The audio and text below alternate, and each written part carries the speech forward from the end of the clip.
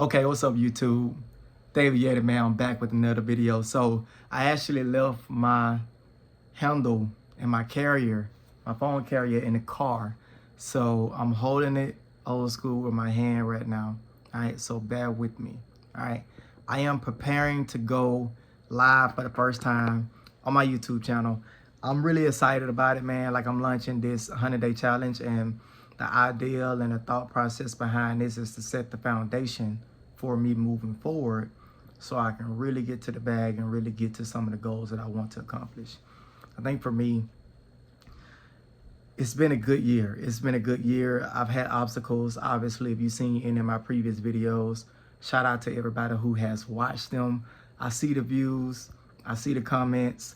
I'm so thankful and appreciative to have you on my channel, man. Like, you have no idea what this means to me. So, get some of this out the way. All right, so I had to run in here into the kids' room. I just wanted a little privacy.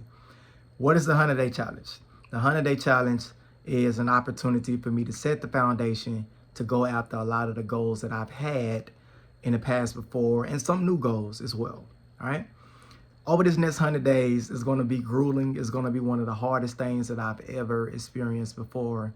And essentially what I'll be doing is I'll be working 100 hours a week. It's going to be about 65 to 70 at my regular full-time job and my part-time job, and then anywhere between 30 and 35 hours of documented study time, right? What are we studying? We're studying engineering, software engineering, cloud engineering, right? And rolling that all into one. And the goal and the thought process is to prepare for my next promotion coming up after the second quarter at the top of the year. I'm also going to be earning an extra $100 a day. What am I doing with this extra $100 a day? Well, I am using that to pay down my debt, because as you know, one of my number one goals, if not the number one goal in life, is to become debt free, 100% debt free. So all of the extra money that I make, I'm not going out, I'm not going to restaurants, to the movies, and none of those things. I am taking a temporary sacrifice of fun for a lifetime of happiness. At least that's what I'm telling myself, right? I know it's gonna be some challenging times and things, so I expect to get frustrated, and I expect you to hold me accountable and be there when I need a shoulder to lean on, okay? Do not leave me high and dry. I'm doing this for me, but I'm doing this for you, and I'm hoping that doing this for me and showing you is gonna help you, if that makes sense. Okay, all right. And also, I'm gonna be using $100 extra that I make and investing that in stocks. The thought process behind that is to build my emergency fund, which would be 1 month of my regular expenses. And then everything after that is going to tee off on debt. I'm attacking it. I'm going head on. All of my commission checks, everything that I have outside of what I need to, kind of maintain myself. Obviously, toiletries, haircuts, all that type stuff. I'm not going to, be looking homeless out here, but everything is going to be going towards paying off the debt. So, recap. Working 100 hours a week, making an extra $100 per day, paying that off on debt, taking $100 and investing it weekly into stocks, okay?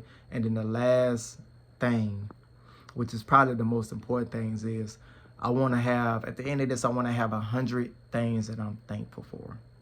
So each day I'm going to write down something I'm thankful for, and my goal is to build a closer connection with God, learn myself more, discover, who I really am and who I want to be moving forward, and be able to just develop the character along with the money. Yes, we get to the bag. Yeah, we get to the money, but I also want to build a character as well. So speaking of that, let me switch over here a little bit.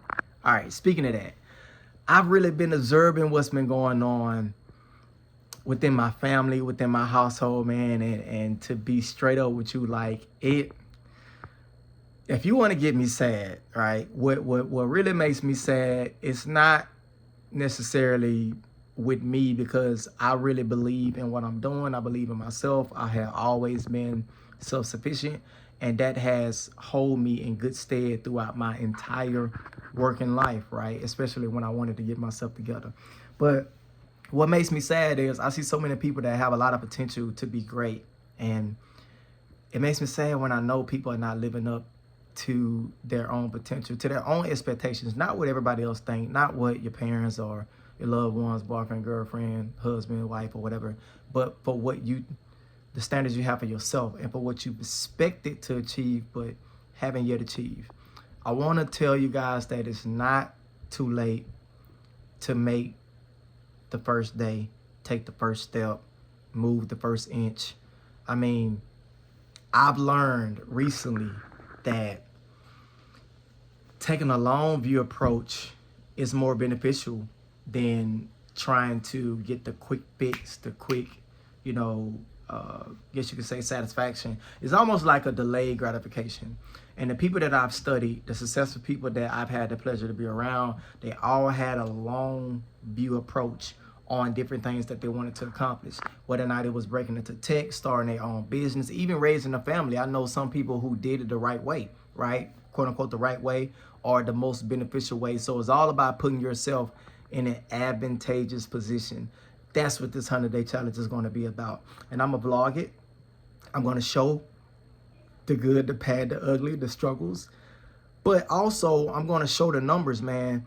A lot of times when we get into, PD or what they call PD, personal development, self-help industry as a whole, a lot of that stuff be abstract, right? Like, what is really being a better person? Like, how can you measure that? What is believing in myself more? Like, it's hard to measure those things. So since those things are in the abstract, we have to find a way and think of a way to bring it into measurable goals so we can be able to see where we are, how much progress we made, and also make plans on and pivot if we need to, not necessarily change course entirely, but if we need, I'm all about pivoting. Look, man, I'm all about pivoting. I keep my main goal in mind.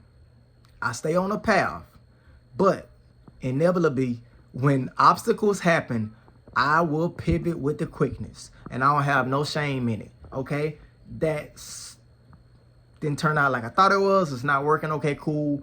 How can I get around this? An obstacle pop up. Okay, no problem. How can I get around this? And to bring it full circle, the thing that makes me a little sad is that I wish I had more of an impact on the people that I care about in terms of them believing in themselves. And it took me a long time to build up what you see in front of you. Like, I have no doubt that I'm going to be successful. Even when I doubt, I don't really doubt for real. Like, I know and I believe in what I come up with, and I know eventually it's going to come to fruition. I wish that I can bottle that up and put it in, sneak into some candy or put it in your favorite beverage or something, because, man, if you only knew what you was truly capable of, you would be flabbergasted at the opportunities that is in store for you. But we have to instill that belief in ourselves, and that belief and that confidence comes from preparation. It comes from putting in the work. It comes from really trying. Look, the worst they can tell you is no. That's the worst they can tell you is no. When I hear no, I hear, well, not right now. I hear, well, there's a couple things you need to work on. Well, not quite. Somebody was a little more qualified than you, but try next time, we'll be here. Do you know, let me tell you something. If you go look at my LinkedIn page and the careers that I've had, a lot of those careers was my first time breaking into it, meaning that I did not have any experience in those industries. But what I had is grit. I had perseverance, and I was a bit delusional. I just kept applying. Straight up, I kept applying, and they kept saying my name, and it was like, oh man, like, okay, I guess we'll just give this guy a chance. And then when they give me a chance, and if you sit in front of me as an interviewer, if you sit in front of me as a hiring manager, you will want me on your team. Full stop. Because what I lack in experience, I make up tenfold in my attitude and my positivity, and it is contagious. Optimism is contagious, right? Grit is contagious. So when you see these posts, comment on it and let me know what it is that you need to see from me. Like, what are you guys missing? For the people that want to break into the industry, right?